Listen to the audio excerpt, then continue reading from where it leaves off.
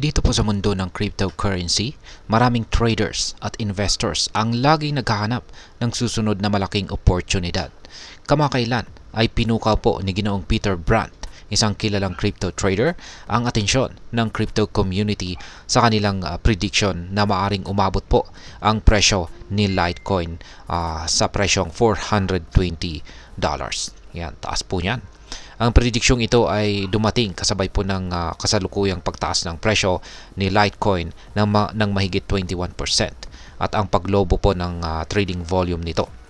Pero bakit nga ba mahalaga ang pahayag ni Ginoong Peter Brandt at ano po ang koneksyon nito sa rally ni XRP? Kaya ayan po ang siyang ating pag-uusapan sa video na ito. Pero bago po tayo magpatuloy, ay nais ko lamang po munang bigyang linaw ang aking disclaimer kung saan ang nilalaman po ng video na ito ay hindi po ito isang financial advice. For education and information purposes lamang po ang layunin nito. Ayan mga ka-crypto, bakit nga ba lumilipad ang presyo ni Litecoin ngayon? Si Litecoin na kilala bilang digital silver kumpara kay Bitcoin bilang digital gold ay nakaranas po ng mabilisang pagtaas ng presyo kamakailan.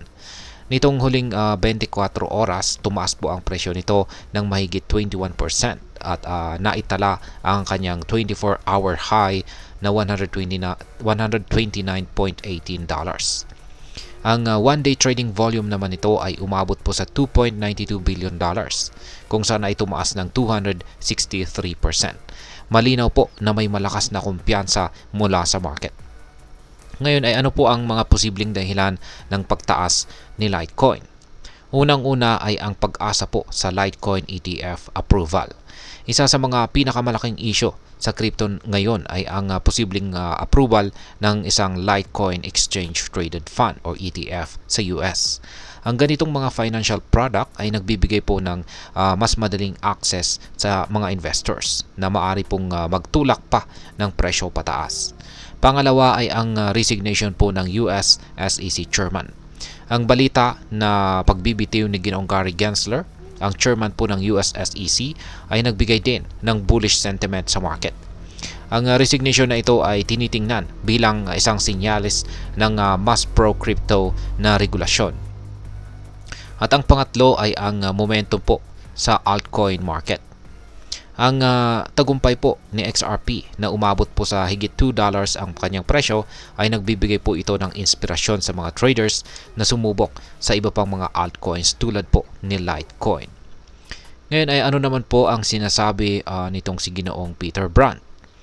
Sa isang social post media ay ibinahagi po ni Ginoong Peter Brandt ang isang price chart ni Litecoin. Ayan po yan. Ang kanyang tanong ay, can Litecoin pull another XRP? Ayan, ito po ay nagpapahiwatig na maaring sundan ni Litecoin ang naging landas ni XRP kamakailan kung saan ay nag-surge po ito sa presyo. Ang pahayag na ito ay hindi lamang po base sa haka-haka, kundi sa technical analysis ng market patterns. Ang pagtaas po ng interest ng market ay makikita rin sa datos ng CoinGlass, kung saan ang Litecoin futures open interest ay tumaas ng 37% sa $620.31 million. Ang futures open interest ay isa po itong mahalagang indikasyon ng aktibidad or activities at kumpiyansa sa market. Ayan, or market confidence. Ngayon ay ano po ang naging epekto ng rally naman ni XRP dito? Ang naging tagumpay po ni XRP ay nagbigay ng inspirasyon sa ibang cryptocurrencies na pwedeng tumaas ang presyo. Nitong nakaraang linggo, si XRP po ay nag-surge sa presyo at market cap nito, kung saan ay nalampasan pa itong sina Solana at ang USDT.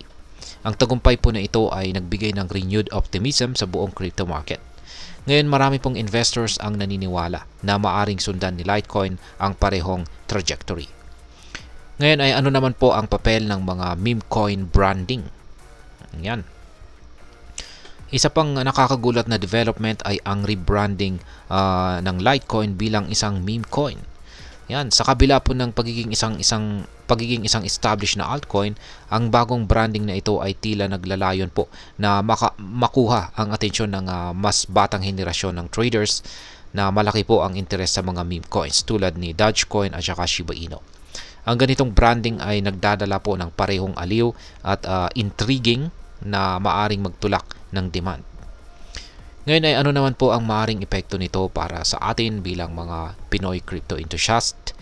Yan, lalong-lalo na yung mga nag-hold dyan or nag-invest or nag-trade kay Litecoin. Ang potential po na pagtaas ng presyo ni Litecoin ay maaring magbigay ng oportunidad na kumita mula sa short-term trading o long-term trading. Kaya meron pong ilang mga posibleng epekto nito. Una ay ayan, mas malaking kita para sa mga traders. Kung magpapatuloy po ang bullish trend, ang mga bumili ng Litecoin sa mababang presyo ay maaari pong magbenta sa mas mataas na halaga. Pangalawa ay dagdag na interes sa crypto market. Ang ganitong mga rally ay nagdadala po ng mas maraming tao sa cryptocurrency space kung saan ay maaring magdulot po ng mas malaking adoption dito sa Pinas. At ang pangatlo ay risky po para sa mga baguhang investors. Bagamat exciting po ang potensyal ng mataas na kita, dapat po nating tandaan na ang mga ganitong rally ay madalas po na sinusundan ng matinding volatility. Mahalaga ang maingat na pag-aaral bago pumasok sa market. Kaya yan po dapat ang gawin natin muna kung isa po tayong baguhan. Ngayon ay ano po ang masasabi ko tungkol dito? Ang pahayag po ni Ginoong Peter Brandt at ang kasalukuyang galaw ni Litecoin ay nagbibigay po ng malinaw na larawan ng posibilidad at risk sa cryptocurrency trading. Habang may malaking potensyal po na kumita, ang bawat investment ay dapat gawin ng may sapat na kaalaman. Ang technical analysis at tamang risk management ay ang mga susi upang maiwasan ang malalaking pagkalugi. Sa madaling salita, ang prediction po na ito ay nagbibigay inspirasyon at babala sa parehong pagkakataon. Kung ikaw ay isang Pinoy crypto trader o investor, gamitin po ang oportunidad na ito upang matuto, magplano at maging matalino sa iyong mga desisyon. At ayan, hanggang dito na lamang po tayo sa video na ito mga ka-crypto. Sana po ay inyong nagustuhan ang aking paliwanag sa video na ito. Kung inyo po itong nagustuhan, pakiclick lamang po ang like button nito. Marami pong salamat sa panonood, ingat po tayo lagi at God bless po sa ating lahat.